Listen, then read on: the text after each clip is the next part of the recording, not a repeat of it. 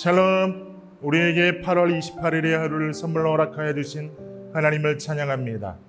오늘 하루의 시간 속에서 상황이 어렵고 힘든 일이 있다 하여도 하나님이 함께해 주시고 동행하여 주시고 새 일을 행하여 주실 것을 믿음으로 고백하며 오늘 하루의 시간 속에서 승리를 선포하시는 여러분 되시기를 진심으로 소망합니다. 오늘 주신 하나님의 말씀 같이 나누도록 하겠습니다. 마른 떡 한 조각만 있고도 화목하는 것이 제육이 집에 가득하고도 다투는 것보다 나으니라. 슬기로운 종은 부끄러운 짓을 하는 주인의 아들을 다스리겠고 또 형제들 중에서 유업을 나누어 얻으리라. 도가니는 은을, 풀무는 금을 연단하거니와 여호와는 마음을 연단하시느니라.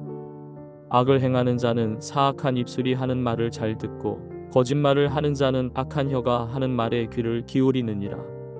가난한 자를 조롱하는 자는 그를 지으신 주를 멸시하는 자요, 사람의 재앙을 기뻐하는 자는 형벌을 면하지 못할 자니라. 손자는 노인의 면류관이요 아비는 자식의 영안이라.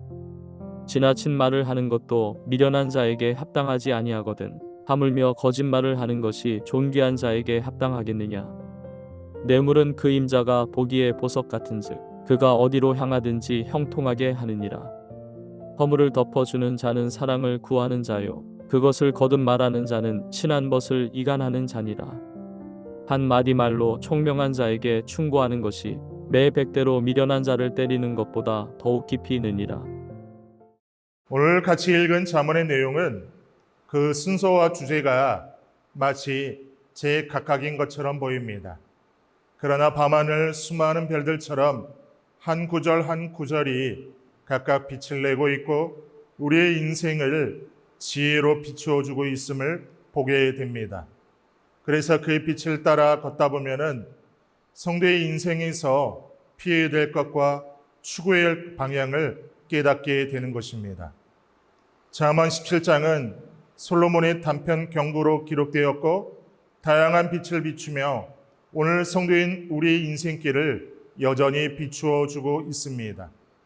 하나님의 자녀인 성도들이 어떻게 살아갈 때 하나님과 사람들에게 인정받는 지혜자가 될 수 있는지 가르쳐주고 있습니다.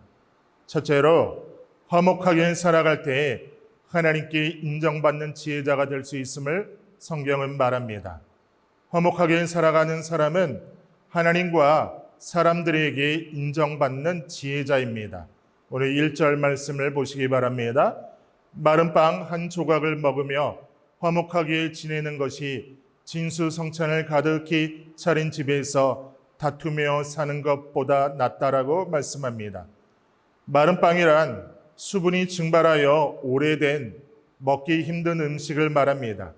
그것도 한 조각이 전부입니다. 그 상태, 그 양이 절대적으로 부족한 그런 양식입니다. 이는 그의 가정에 물질적인 여유가 없다라는 것을 상징적으로 보여주고 있습니다. 그러나 그의 가정에는 특별한 것이 있습니다. 그것은 바로 화목입니다. 마른 빵 한 조각도 서로 양보하고 나누어 먹으며 웃음이 끊이지 않습니다. 그런데 반대로 진수성찬을 가득히 차린 집이 있습니다. 개역개정 성경에서는 제육이 집에 가득하다라고 번역을 하였습니다. 이 단어는 제물이라는 의미도 가지고 있습니다. 곧 하나님께 드려진 제물이 집안에 가득하다는 것은 화목제물을 드리고 가족들과 여러 사람들을 초대해 함께 식사하는 그런 집안의 모습을 떠올리게 됩니다. 그런데 그런 풍부한 진수성찬을 고기를 앞에 두고서 기껏 한다는 게 다투는 것입니다. 그러니 그 음식이 맛이 있을 수가 없습니다. 오늘 이 말씀은 우리 가정에 무엇이 필요한지를 알려줍니다. 많은 사람들이 집을 사기 위해 가정을 잃어버립니다. 가정이 중요합니까? 내 집 마련이 중요합니까? 당연히 가정이죠. 집은 가정이 머물기 위해 필요한 공간에 불과합니다. 그러나 많은 사람들은 내 집 마련을 하기 위해 가정이 허물어지는 것도 모른 채 살아갑니다. 그러나 오늘 본문은 가정의 행복은 물질의 많고 적음이 아니라 서로의 관계 속에 화목이 있느냐 없느냐, 곧 관계가 좋으냐 좋지 않으냐에 달려 있다는 것을 알려주고 있습니다. 둘째로 시련과 고난 속에서도 인내하는 성도가 될 때 하나님께 인정받는 지혜자가 될 수 있음을 말합니다. 오늘 본문 3절을 보십시오. 도가니는 은을, 화덕은 금을 단련하지만 주님께서는 사람의 마음을 단련하신다라고 말씀합니다. 단련이란 검사하고 시험하고 확인하는 것을 말합니다. 뜨거운 가마 속에서 오랜 시간을 견딘 도자기 그릇은 시간이 지나서 가마에서 꺼내어 제작자가 검사하고 확인합니다. 두드려도 보지요. 눈으로도 꼼꼼히 확인도 합니다. 금이 가있지 않거나 깨어지지 않은 도자기 그릇은 귀하게 쓰임받게 됩니다. 하지만 문제가 있는 그릇은 바로 깨트려 버립니다. 이처럼 검사하고 확인하는 과정이 단련의 과정인데 도자기를 만드는 사람이 기뻐하며 쓰기 위해서는 필수적인 과정입니다.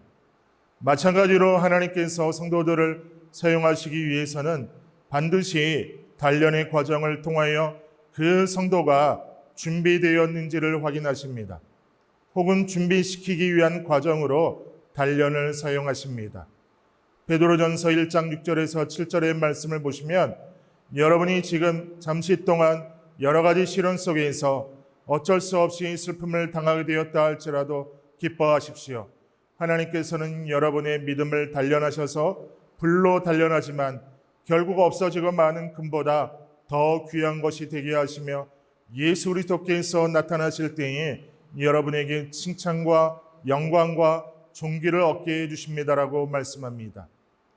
은과 금을 재련하는 사람은 모든 불순물을 제거하는 데에 얼마만큼의 열이 필요한지 알고 적당량의 열을 가합니다. 우리 하나님도 그와 같으시죠.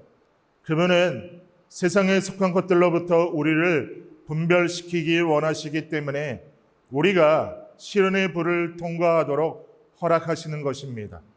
그러나 주님은 우리 시련 가운데 오셔서 우리의 동반자가 되십니다. 그래서 생각지도 못한 어려움의 시간 속에서 시련 속에서도 주 예수를 믿음이 온 세상 이기는 고백으로 인내하게 하여 주시는 것입니다. 그리고 결국 승리하게 하여 주시는 것입니다. 이 고백으로 승리하시는 여러분들 되시기를 소망합니다. 세 번째로 매 순간 겸손한 성도로 살아갈 때 하나님께 인정받는 지혜자가 될 수 있음을 말합니다. 오늘 본문 5절을 보겠습니다.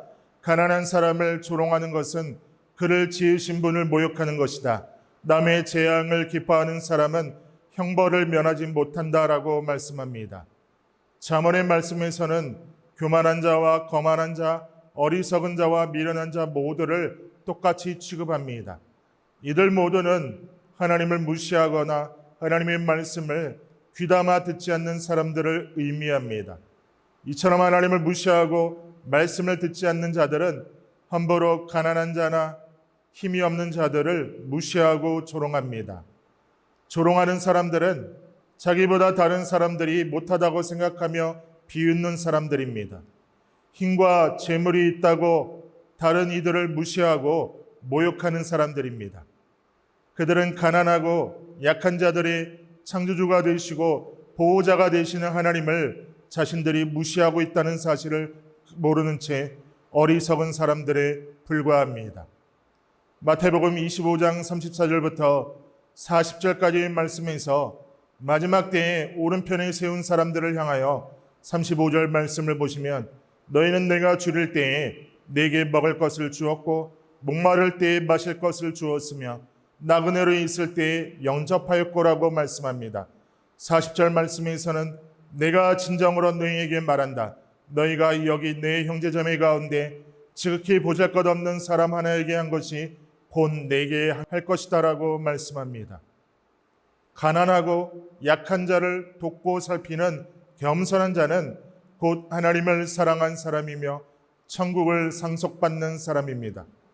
하나님께서는 자기보다 부족한 자를 사랑하고 살피는 그러한 겸손한 자를 인정하시고 사랑하시고 가까이 하십니다. 겸손함으로 하나님 앞에 인정받는 우리 모두가 되기를 진심으로 소망합니다. 다 같이 기도드리겠습니다. 하나님, 성도로 살아가며 우리 삶이 매일매일 하나님의 은혜와 하나님의 사랑으로 살아가게 해주시니 감사합니다.